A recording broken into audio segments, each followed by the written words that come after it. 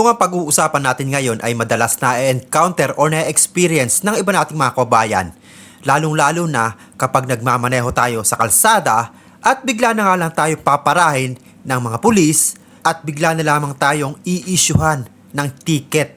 Kahit alam naman natin sa sarili natin na wala tayong ginagawang violation. At siguradong masasabi nga nating taeng-tae ang mga ganitong klaseng pulis na nagbibigay ng mga violation na hindi naman nila alam ang kanilang mga pinapatupad na batas. At bago tayo pumunta sa topic na yan ay gusto ko muna kayong bigyan ng isang good vibes na may kinalaman din sa tae. Panoorin natin ang bidyong ito. Excuse me ma'am, magkano po yung tae niyo dito? Ganun din po, sir. 10 pesos. Sige po, mga talagang 30. Marami na po yun. Tae na bilis. Tae. Tae po. Kung magkano po ang tae dito? Ay, 10 lang po ba? Magsisira kayo? 10. Opo. 10 lang po, sir. 10 lang po ang tae. Sige po, tig 10 na tae po. Asa na po? Ano po kasi ako, scientist ako. Hindi. Akin lang po yung sir ticket. Hindi po, okay lang po yan. Secret agent naman ako eh. CR lang po to, sir. Kahit konti lang po, kahit tig 10. Wala po bang... Antay po, ano? Kasi ano po para yun sa pag-aaral ko. Mag-astronaut po kasi ako eh. So pampagood vibes lang naman yan. So dito tayo sa totoong tae na topic natin for today's. So basahin muna natin para magkaroon tayo ng idea kung ano yung context ng video na to. So sabi nga rito, ayon sa Republic Act 4136 ng LTO, ito nga yung Republic Act na parang sumasagot tungkol sa mga bagay na mga hindi dapat, katulad ng mga unusual noise or sobrang smoke o yung mga muffler na tinatawag natin na talaga namang nakakairita. So, hindi naman basta-basta pwede manghuli ang kapulisan dito sa bagay na ito kasi nga meron namang mga permissible na noise level. At ito nga yung mga level na kailangan hindi siya lalagpas sa 99 decibels. So, ito nga yung context ng videong ito. Sabi dito, when measured at an engine speed 2,000 to 2,500 RPM, pinara ako bigla. Tapos ticket daw agad. Hiningi yung kanyang license at ayon nga sa kanya ay maling-mali yun at hindi man lang sinukatan ng decibels or yung meter para alamin kung gaano ba kalakas yung sound ng kanyang motor kasi yung sinasabi niya dito. Sabi dito, may picture na raw sila non open pipe raw. Lahat daw naman ng open pipe ang atomic eye power pipe.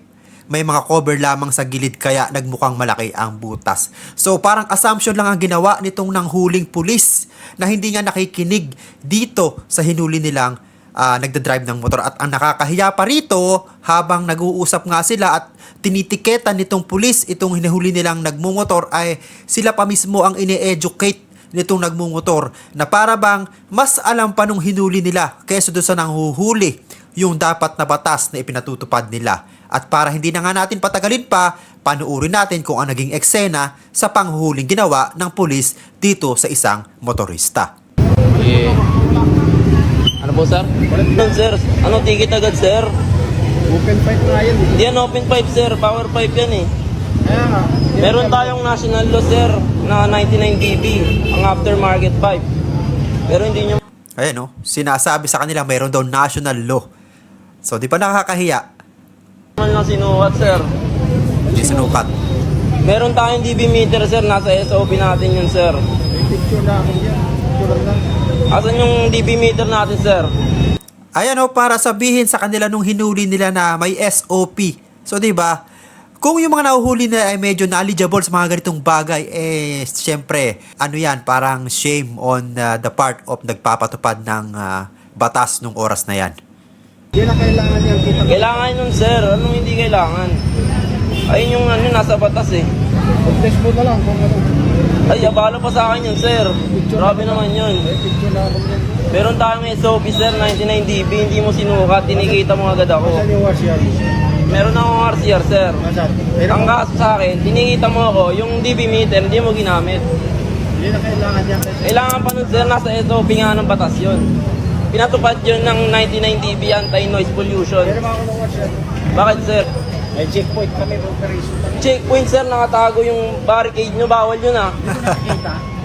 Isa pa yan, madalas yan. Ang nangyayari nila sa mga kalsada, surprise, di ba? Huhulihin na lang kayo, papahintuin na lang kayo, hindi nyo alam na may checkpoint, hindi nyo sila mapapansin. Ando pala sila sa may gilid pero walang barricade na nakalagay na may checkpoint.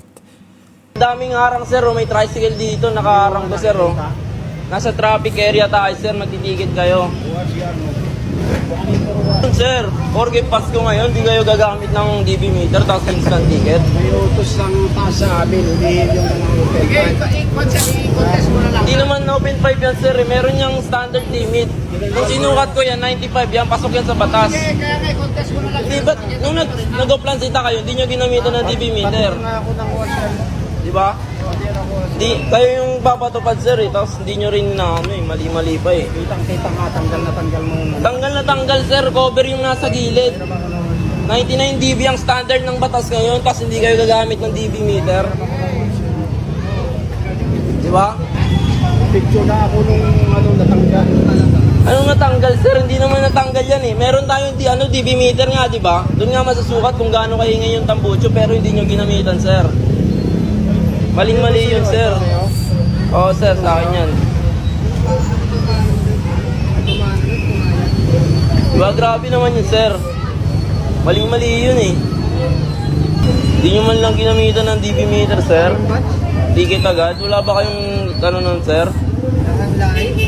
Nung nahuli ako nung sa Bacoor, LTO naman, tumagos naman ako sir kasi pasado ako sa DB meter. Pero ngayon hindi nyo ginamitan ng DB meter, ba't ganun? Hindi mo kasi nilagay. Hindi, kanina kakauwi ko lang galing Bacoor. Wala akong nilagay na silencer sir. Nang sa akin, pinara ako, LTO. Ginamitan ako ng DB meter, pumasa naman ako, tumagos ako kanina. Kakauwi ko nga lang, galing akong Imus eh. Contest mo na lang. O, tinamo, contest sir. Abala pa yan sir eh. Nag-aaral pa ako sir, grade 12 pa lang ako sir. Ako pa nag-aaral. Wala ako nag-aaral sir, grade 12. Ha? Grade 12 ako sir. Estudyante ka? Opo. Grabe naman yun sir. Hindi nyo man lang ginamitan ng standard operating procedure tapos pero may vape shop. Kitang-kita ko yung mga tambuchi na naka-JBT. Diba? Aftermarket din yun. Ba't di nyo inuuli sir? Ano na rin yun? Mga kapwa nyo rin yun. Pinipili ang hinuhuli, o, 'di ba? Kung sino lang yung maispatan, huhulihin. Diba? Saan ba? Ano sir? Saan ba? Doon sir, yung ano doon? Yung vape shop, kusang may nakatambay na pulis. Hindi ganito na lang, mamaya. Ipalit mo na yung muna yun, ha? Oo sir, papalit ko sir. Kasi total estudyante ka naman, hindi naman namin yan, ha? Kaya nga sir pero mamaya. ang sa akin lang sir, kawawa naman yung ibang ibang motorista tas hindi Tama talaga yan. Kawawa talaga kung hindi marunong at hindi alam, huhulihin na lang. ginamitan ng Hindi. DB meter. Pag natanggal kasi yung na yun, yung takip yan, pinipikita na talaga yan. Yun ang uso sa taas namin. Ano yun? Basta raw tinanggal yung takip ay huhulihin daw. Yun na lang yung basihan nila. Wala silang talagang, yun nga sinasabi ng isa, walang SOP. Imposible naman yun. Next time, pag-uwi mo, ilagay mo na lang yun, ha? Sige po sir. Ngayon, hindi ka dati. Sige sir. Naman, ha? Sige sir, salamat sir. Yan po, ha? Okay po. Salamat po. Sige sir. Merry Christmas sir. Salamat sir. Mabait naman tong si Manong Pulis, kaya nga lang syempre may kulang dito sa kanilang pinapatupad. Nakakahiya nga lamang na nire-remind pa sila nitong nahuli nilang estudyante pa nga lamang itong nahuli nila grade 12 sa pagkakasabi niya dito sa video. Pero sana kung lahat nga dapat ready sila sa mga magiging reaksyon ng mga huhulihin nila. Sana yung pinapatupad nilang batas hindi questionable. Dapat kompleto sila sa mga kagamitan or yung pang-check ng DB or yung tunog nung mga motor. Kasi kung talaga namang sobrang ingay ng motor, nakakaida talaga yung mga muffler na yan. Sobrang lalakas at ang sakit sa tenga. So sana magbigay aral ito or maging awareness ito lalong-lalo na sa mga kapulisan natin na nagpapatupad ng batas na may kinalaman nga sa mga ganitong klaseng problema. Para naman magkaroon ng kumpiyansa or magkaroon ng confidence sa inyo yung mga mamayang Pilipino, lalong-lalo na yung mga hinuhuli nyo. At kung nagustuhan nyo ang video ito at bago ka pa lamang dito sa aking YouTube channel, ay ini-invite kita mag-subscribe at pahit na rin na notification bell para lagi kang updated sa lahat ng viral video at balitang OFW na i-upload natin dito sa ating YouTube channel. Maraming salamat sa iyong panonood.